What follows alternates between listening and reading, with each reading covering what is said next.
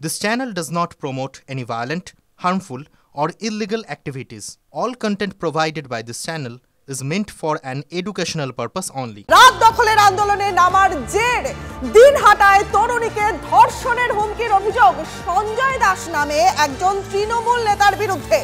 মোবাইলে বার্তা পাঠিয়ে হুমকির অভিযোগ উঠছে।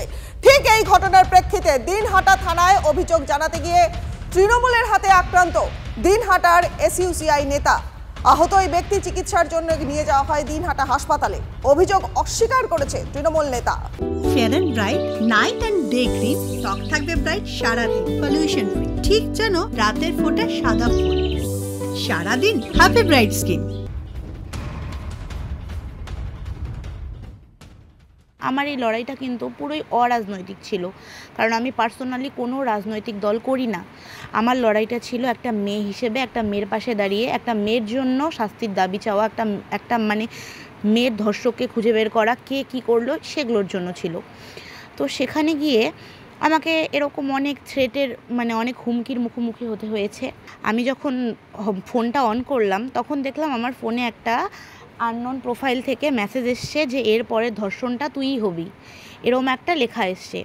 তো আমি চিনি না এটা কার প্রোফাইল, কেন আমাকে এই মেসেজটা করেছে আমি তাও জানি না, সে কি চায়, তার প্রোফাইল লক করা, আমি তাকে পার্সোনালি চিনিও না। তো এটা দেখার পরে না আমার মাথাটা একটু ঘুরে গেল। তো আমার মনে হলো যে আমার প্রশাসনের দ্বারস্থ হওয়া উচিত।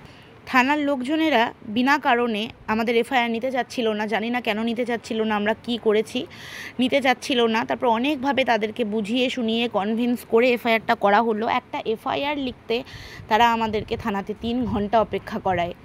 আর সেখানে থানার লোকেরা বারবার আমাকেই পাঠাতে চাইছিল জেরক্সটা করতে।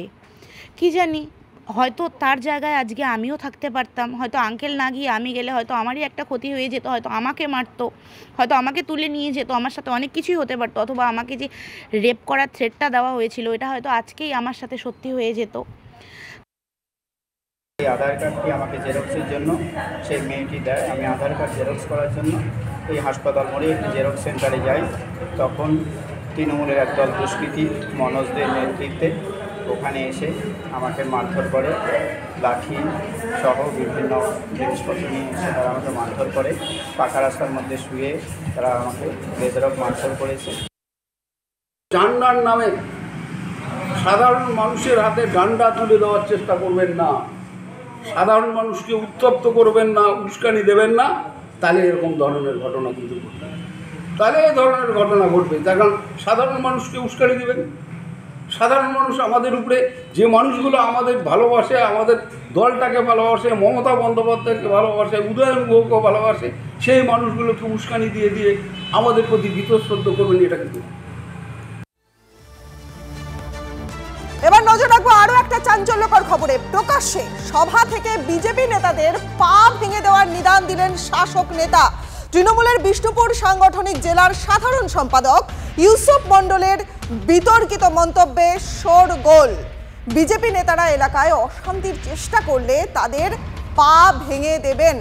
আরজিকর কাণ্ডে দোষীদের ফাঁসির দাবিতে বাঁকুড়া সোনামুখী ব্লকের কাশীপুর এলাকার মিছিল করে তৃণমূল। বিক্ষোভ কর্মসূচি থেকে বিজেপি নেতাদের উদ্দেশ্যে হুমকির নিদান জেলা তৃণমূল নেতার।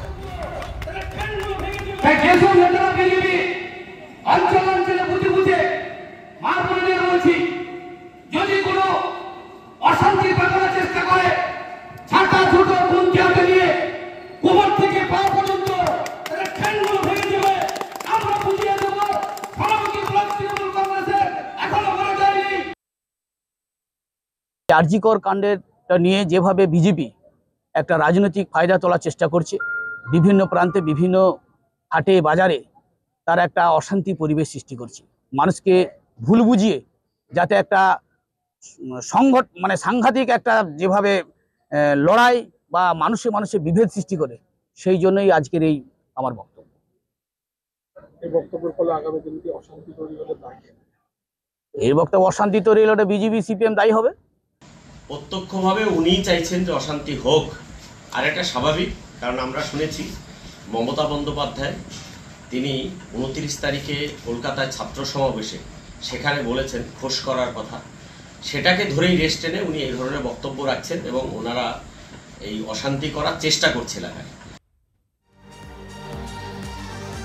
আবার হুমকি, আবার হুঁশিয়ারির গাজোয়ারি। আরজিকর কাণ্ডে উত্তাল হলো গোটা রাজ্য এবং এর মাঝখানেই মালদায় তৃণমূল নেতা নেত্রীদের হুঁশিয়ারিতে জোর বিতর্ক। আরজিকর নিয়ে প্রতিবাদে নামলেই বিজেপি নেতাকর্মীদের খুঁটিতে বেঁধে রাখার নিদান দিয়ে বিতর্কে তৃণমূল নেত্রী মার্জিনা খাতুন। বিজেপিকে চেতাবনী দিতে চাই, বিজেপি যদি এইভাবে ভুলভাল অপপ্রচার করে জনগণকে বলবো প্রয়োজন হলে পরে বিজেপিদের যেভাবে ভুলভাল চক্রান্ত করছে তাদেরকে আমরা কিন্তু না হলে পরে খুঁটিতে বেঁধে রাখবো। এইভাবে বিজেপিরা, যেহেতু বিজেপি কোনো কাজ করছে না, বিজেপি একটু আন্দোলন করছে এবং বাংলাকে অশান্ত করার চেষ্টা করছে। আপনাকে বলতে দেখা গেল বাড়ি ঘেরাও নিদান দিলেন। বাড়ি ঘেরাও করা লাগে। এবার দায়িত্ব কার কাছে? দায়িত্ব আছে সেন্ট্রাল গভর্নমেন্টের কাছে, সিবিআইয়ের কাছে। বাংলার কি দোষ? বাংলার পুলিশের কি দোষ?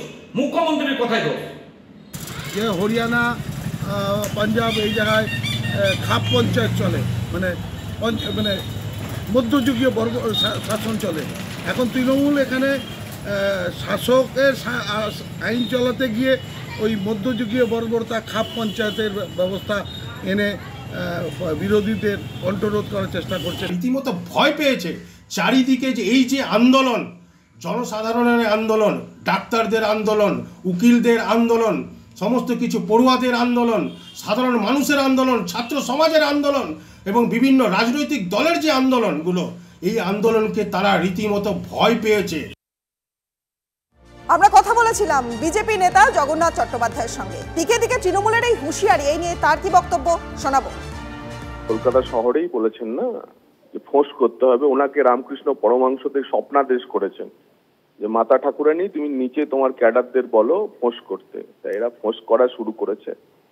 তো রামকৃষ্ণদেবেরই বাকি যা কথামৃততে যা উপদেশ আছে, আমরা সেই উপদেশ, আরো নানা উপদেশ আছে, সেই উপদেশ আমরা অনুসরণ করব।